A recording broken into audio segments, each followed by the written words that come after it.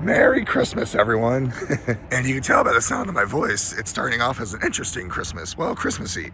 So weirdly enough, I'm not sick. I just woke up and my voice was gone today. And luckily, I was actually already heading to my doctor for a follow-up appointment. For those of you that have been following our channel for a while, and thank you for watching Tommy's Tesla Tech and Travel, you know that I went through some medical issues recently where they thought some of my tumors may have come back, but it turned out that wasn't the case. But in the midst of it, we also found out that I was, well, diabetic. I had a suspicion for a while, but nothing that really made me go, yeah, I'm diabetic. Seeing the voices coming in and out. I started this journey back in October, or now in December of 2024. This is October 2024. My A1C was 10.5. My resting blood sugar was well over 200, and I was weighing about 254 pounds. Well, today, December 24th, Christmas Eve, I'm proud to say my A1C is at a 5.8. I weigh 220 pounds, and my resting blood sugar is between 90 and 100. So, to quote my doctor, how did you do that? So I'm very proud, but now I have no voice. I wasn't really planning on making a video today, but I was really excited about my happenings medical-wise right now. I mean, point in case, I have ran high blood pressure my whole life. My blood pressure was 120/80. And my cholesterol hopefully is gonna be pretty good this time around. And all it really has been is just a change in diet. Not so much what I eat, but how I eat it. And the fact that I'm watching my intake, basically cutting out all sugar, trying to cut out as much processed food as I can. That being said, I'm about to go treat myself to some garbage because, well, I've earned it. But we gotta do a couple last minute things for Christmas Eve. So if you guys would like to join me, I'd love to have you. And we're gonna talk about some new possible cars. Because yes, so we've talked about previous videos, I think we might be ditching our Teslas for something a little different. And I think we have narrowed it down to the cars we're thinking about. So let's talk about that. In addition to possibly switching our cars out, I'm also trying to think what direction we want to take the channel in this coming year. We've talked about it a little bit on this channel in the last couple episodes and last couple videos, but I think I want to do more comic book content, and I think I want to do more collectibles content because I really enjoy doing that, and it's something that gives me peace of mind. And I think I want to start writing comic books again, and I'm going to use the channel to help me hold myself accountable. So I'm going to try and document the process of comic from script to production to actually getting it out there.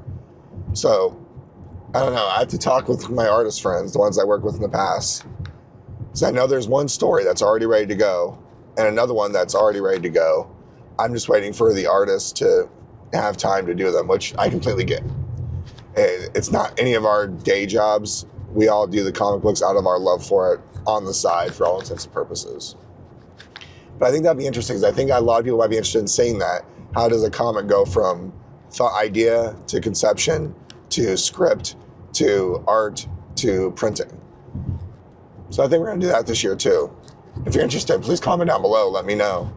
And if you can understand me, comment down below because I know my voice keeps going in and out. Truth be told, this journey wasn't very easy. I've definitely, like I said, watched what I've been eating a lot, cutting out most of the junk food. I do occasionally still have pizza and things like that, but if I do, it's early in the day and I don't gorge myself like I did before. Like when we go to our pizza reviews, I usually ate between like 3 and 4 slices for like different shots, everything else. Now I'll have 1, maybe 2 if I'm really hungry, and make sure I watch what I eat for the rest of the day. And even then, usually not everything at night. But a big part of it is a thing called Dexcom. I wasn't exactly sure what this was when my doctor first suggested it for me. And I actually have one right here. And when I put them on, I alternate between back and forth. But the first week that I had he got these in, I actually did not wear it because I was a little concerned about a couple things. One, I admit it, I don't like pain. And I'm literally like stabbing myself with something. It took me a while to get used to doing the injections for insulin, let alone one of these things. And I knew of several people that wore them, but none of us really talked about them. But I finally got over my fear and tried it. And here's what I decided to do to try it, or got me over my fear, I should say. One, I have several friends that wear them, and they swore by them because they could see what their blood sugar was, everything else. So I decided, okay, this is smart, so I can monitor it. And honestly, my fear was I was going to look at it way too much during the day, which admittedly I do. But it also lets me know where I'm at, when I'm at, what I can do, what I can eat. It's a really useful tool. And the other part is a good friend of mine, Her daughter is actually diabetic and she's younger and she wears these as well. And I'm like, man, if a small child can do it, of course I can do it. So I thought it'd be kind of fun to show you guys what I do to switch them out, because my other one expires actually today. So might as well do it a little early and kind of talk to you guys about the importance of Dexcom and monitoring your health. So I really do like these. And the best part is it really doesn't change your everyday life at all. Man, I sound terrible. I'm sorry, y'all, but let me show you what I'm talking about here. All right, so let me show you the app here. And first and foremost, look, I'm already at 91. If you go back, I had breakfast this morning. It shot me up to 139, bounced me around for a little while, and I'm back to that normal range. And generally speaking, that's pretty normal. When you eat something, it's going to spike your sugars for 1 to 2 hours afterwards. But as long as you're eating the right things, your sugar should return to normal ranges. But in our case, we're going to go into connections. As you can see there, my sensor is about to go out in about 8 hours. So let's go ahead and change it now. So we're going to hit replace sensor. And it's asking you why. I don't understand why it makes you ask these unless there's something that's going on. And I definitely have had discomfort before with them because I maybe put it right too close to like a muscle or nerve or something. And I've laid on it and that definitely stung a little bit. But in this case, I'm doing it for best timing for me. And now we remove the old sensor. Now this I'm a little nervous about. So the first tip I'm going to give you if you're going to use Dexcoms is, if you're like me and a little bit fuzzy, make sure you shave the area in question, because it really hurts pulling these off, and these are designed not to come off for 10 days. In this case, this is the first time I'm using these particular bandages, which were phenomenal, by the way. I'll show you those here toward the end, because I was thoroughly impressed with how strong they were. Oh, and that really hurts because I did not shave this area before I put it on. Mistake number one.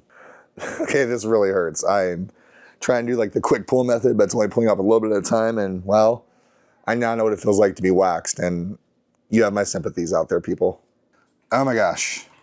I finally got it off and that sucked. And yeah, like I said, lots of hair. Make sure you shave the spot you put it on. That's the part that sucked. The needle part I got out right away. It was the sticker. And if you look, there's just a little spot right there where it actually makes the incision. But like I said, really easy to put on and to use. It's the removal part that hurts. Now let's put on the new one. And one thing I suggest before going through and actually scanning the code that's on the new sensor, go into your Bluetooth settings. What I'm going to do is remove all the old sensors. And you don't have to have a smartphone for this. You can actually have a receiver and a sensor, which I do have. I just have never used that. Now the fun part and often scary part, actually sticking it on there. And I like to use my non-dominant arm. I put on the right arm last time, is I installed the new one before removing the old one. And give this arm a break. So this is the part that scared me when I first started doing it. This giant needle in there, I thought is actually what went inside of your arm. It's not. It's actually a lot thinner and a lot smaller than that. This is just the scary looking one. All right, and here's the part that you have to have a lot of nerve. As my friend Eric said, you have to be okay with kind of hurting yourself. I'm not okay with it. Once you hit the button and it goes on, it's like nothing happened. Make sure you put it securely against your arm. I like to do a little countdown to make sure I'm breathing out when it happens. 3, 2, 1, and it's on. Simple as that, guys. Like, I could not stress how easy it is to once you get it on there, and don't psych yourself out about it. But this is a crucial tool to help you controlling your diabetes, or at least monitoring it. And once you have it injected, you'll notice when you look at the app on your phone, or if you even look inside of the receiver itself, they do have a warm-up period. In our case, it's about 30 minutes. So you're not getting any readings or anything for 30 minutes. So don't expect them and don't go looking for them. And once you're done, discard this, because at this point it is just medical waste. And like I said earlier, it's really good to put a sticker or thing over it to protect it. So the Dexcoms do come with this little one right here. But I'm not going to lie, and I don't mean to be mean, it definitely is garbage. I don't like it at all. I was recommended these ones from Amazon, and I got them. It's from a company called Onida, whatever. ONIDA. I'll put a link for it down below. But so far, these have been really impressive. Like, they haven't been coming off. They haven't been yucky or gross. They are definitely waterproof. The part that wasn't on hair came off just fine, didn't hurt. The part that was on hair, yeah, I definitely waxed a little bit. That hurt. And the way you put these ones on, peel off the middle portion. So you still got paper on either side, and your Dexcom should go right here in the blank spot.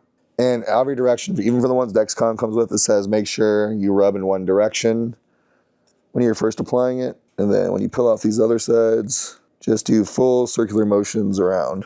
And with the Dexcom, you do want to hold it in for about 10 seconds. They even suggest that in the directions. And I have noticed a difference. One time I forgot to do it, I was getting wonky numbers for the first couple days. And that's it. That's putting a Dexcom on and helping you monitor your diabetic situation. Easy peasy. If I can do it, you definitely can do it. So actually, I spoke too soon. As soon as I was done with you guys and everything on, I got an alert saying that my new sensor actually failed and I had to remove it and try again. When I pulled it off, the little piece that actually goes inside to take the blood sugar readings had no needle on it, which explained why that one didn't hurt at all. Like this one, I felt go in, and it's currently warming up like it's supposed to. So it's 26 minutes before it's actually ready to use, but that sucks because these aren't cheap. Even with my insurance, it's like $70 to get my set each time, and it comes with 3 of them, I believe. So they're roughly like $20 each, and they're only good for 10 days at a time. So that one not working is like losing $20 essentially, which kind of stinks, but it is what it is. Now we'll wait for it to pair up and we'll go from there. Well, it's about 24 hours later, and I'm actually trying a new setup that I've been working on for a while, where I made a makeshift boom mic for my Rode video mic here. So we're going to see how this sounds. And as you can see, my voice is pretty much back at this point. That was a rough 24 hours. Not sick or anything, still don't know where my voice went to. However, we had a great Christmas and Christmas Eve. I'm wearing some of my new duds right now. I'm a lifelong Detroit Lions fan, and now that they're winning, people can actually find their stuff out and about. So my mother got me this hat and this shirt. Love it. Go Lions, restore the roar. In this case, I think the roar has been restored, which is fantastic. I want to end this on a couple little notes. Thanks for watching as far as you have about the Dexcom and everything else. I want to add one more caveat that I just came across this afternoon. Those first 24 hours after I put on a new one, they tend to be really wonky. I've had it now tell me where I've crashed down to just 60, like for my blood, my sugars in my blood. And I actually did a full blood stick, and I was 95, which was still well within the range of normal. So I do the calibration a few times a day for the first 24 to 48 hours that I have the Dexcom in, just to make sure it's working correctly. And today being Christmas, there was lots of stuff eaten that I have not been eating lately. A lot of tamales, because if you're in Tucson, tamales is a Christmas thing. Can't get around it, and I love eating them. And we make them as a family every year. And I stuck a couple cookies today. It's Christmas time. But back on my game tomorrow. Now let's talk about cars real quick. I won't be too long on this because I'm going to do a whole separate video. I did a video recently where I put in a pre-order for the Rivian R2, which will be for me. It's still not going to come out until either early 2026 to mid 2026, and that's based on the the R1S, the R1T updates for the new truck coming out. So my wife has been wanting a Mustang Mach-E. Well, we found a couple today actually via Carvana and a few other places, and they're all in the price range we want to pay, all with the mileage we want, everything else. So we actually just got pre-approved today for the loan. So that's what we're going with her, was the Mustang Mach-E. Now this is going to be a weird transition over from our Teslas to this.